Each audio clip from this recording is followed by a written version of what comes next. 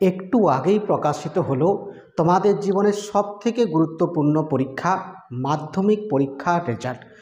অনেকেই তোমরা কাঙ্ক্ষিত নম্বর পেয়েছো, অনেকে দুই একটা সাবজেক্টে কাঙ্ক্ষিত নাম্বার পাওনি।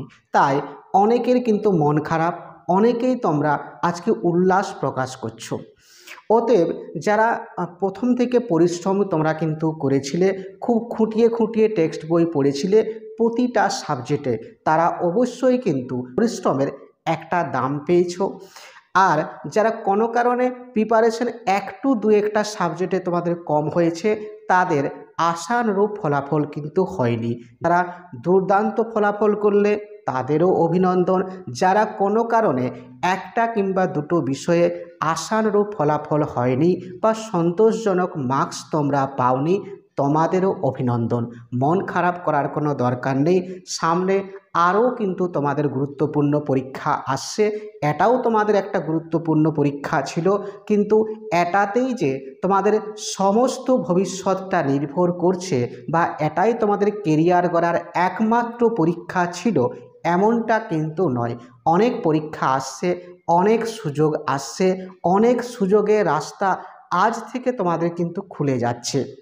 অতএব ঠান্ডা মাথায় তোমরা এরপর সামনের কয়েকটা দিন কিন্তু ভালোভাবে ভেবেচিন্তে নাও কোন স্ট্রিমে তুমি পড়াশোনা করবে।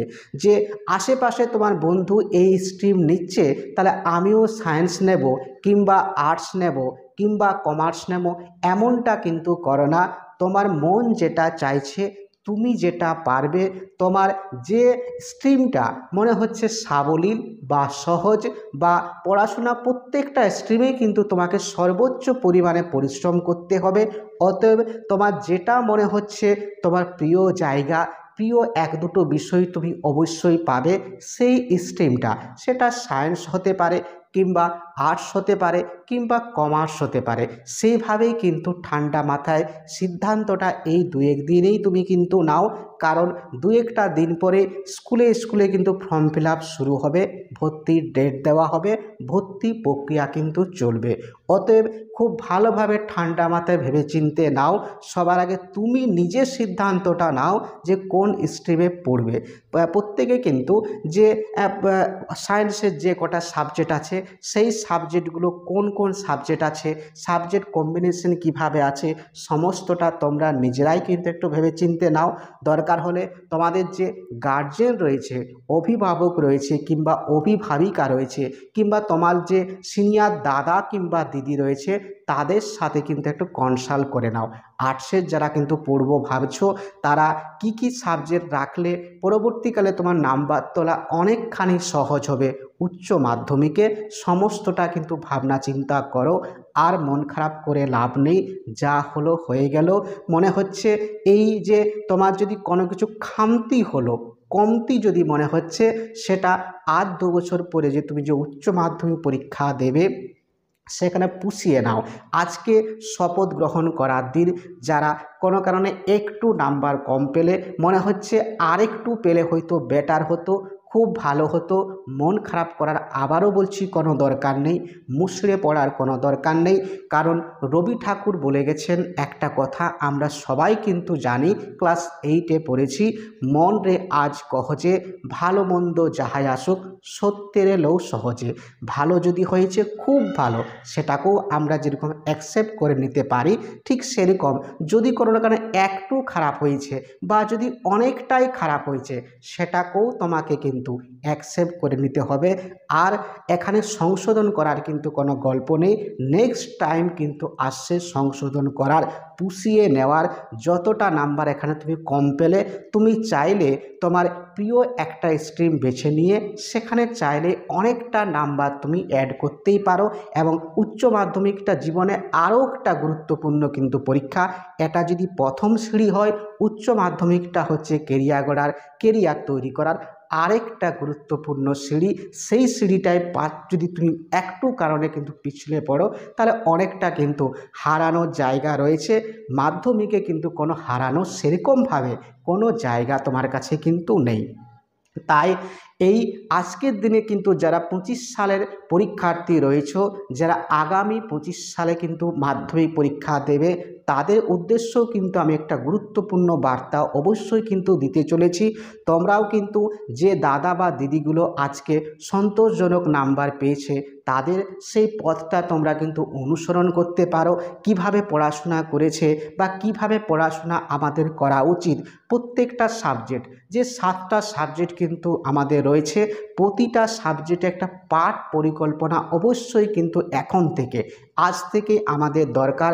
আমরা চাইলে অবশ্যই আগামীতে প্রতিটা সাবজেক্টে একটা সম্মানজনক মার্কস, অর্থাৎ আমি যে নাম্বারটা তোমাদের বারবার করে বলে এসেছি 90 কিন্তু পেতেই হবে।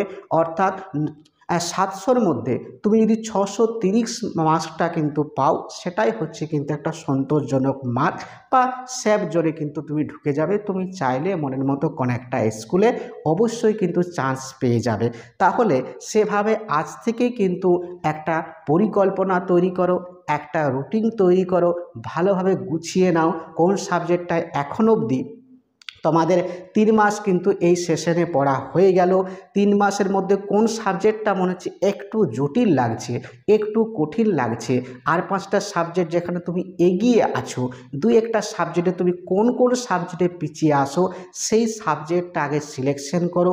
কোন জায়গাটায় পিছিয়ে রয়েছো, কোন পড়াটা বারবার পড়েও তুমি কিন্তু বুঝতে পারছো না বা আত্মস্থ করতে পারছো না বা রপ্ত করতে পারছো না, তোমাদের স্কুলের যে স্যার কিংবা গৃহশিক্ষক গৃহশিক্ষিকারা রয়েছেন তাদের সঙ্গে সেই বিষয়টা নিয়ে অবশ্যই তুমি কিন্তু কনসাল্ট করো। যেখানে যার যা জিজ্ঞাসা কিন্তু রয়েছে, জিজ্ঞাসাটা কিন্তু মিটিয়ে নাও। এইভাবে কিন্তু আমাদের এগোতে হবে। আমাদের টার্গেট করতে হবে আগামী 25 সালে আমরা যেন ভালো একটা জায়গায় যেতে পারি, ভালো একটা পজিশন পেতে পারি, প্রতিটা সাবজেক্টে সম্মানজনক মার্কস নিয়ে আমরা যাতে উত্তীর্ণ হতে পারি, এই চেষ্টাটা আমাদের করতে হবে আজকে। তাই শপথ গ্রহণের দিন, শপথ তোমরা কিন্তু মনে মনে করো, একটা মাইন্ড ম্যাপ তৈরি করে নাও, একটা রুটিন তৈরি করো, সেই রুটিনটা তোমাদের কিন্তু ফলো করার চেষ্টা করো। এখন তোমাদের একটা মাস কিন্তু গ্রীষ্মাবকাশ চলছে, তাই এখন পড়াশোনার অনেকটা সময় কিন্তু তোমরা পাবে।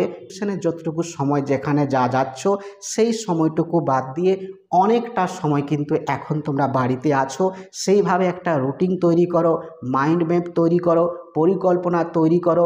প্রতিটা সাবজেক্টের এক একটা খাতা, নিজের হাতের লেখা যে খাতাটায় থাকবে সেইভাবে সেই খাতাগুলো তৈরি করো, পড়ো এবং অবশ্যই করে প্রতিটা সাবজেক্টে যে টেক্সট বুক যেটা কিন্তু রয়েছে, টেক্সট বুকটা পড়ে একদম আত্মস্থ করে যাও, যাতে করে এমসিকিউ কোয়েশ্চেনটা যতটা নাম্বার যে সাবজেক্টে থাকে ততটাই তুমি যাতে পেয়ে যাও, সেই চেষ্টা আমাদের অবশ্যই প্রথম থেকে কিন্তু করে যেতে হবে।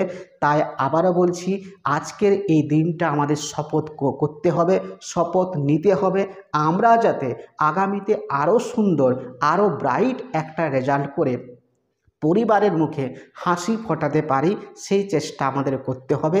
সবাই পারছে, তুমিও পারবে, আমিও পারবো। এই প্রতিজ্ঞায় আমাদেরকে আজকে কিন্তু আবদ্ধ হতে হবে। এই প্রতিজ্ঞায় আমরা প্রত্যেকে যদি এগোতে পারি তাহলে নির্দিষ্ট একটা লক্ষ্যে অবশ্যই করে কিন্তু আমরা পৌঁছাতে পারবো। আমাদের হাতে আমাদের যে 7টা কিন্তু সাবজেক্ট রয়েছে, প্রথম ভাষা অর্থাৎ বাংলা, ইংরেজি ভাষা রয়েছে, দ্বিতীয় ভাষা ইতিহাস, ভূগোল, জীবনবিজ্ঞান, ভৌতবিজ্ঞান, অঙ্ক।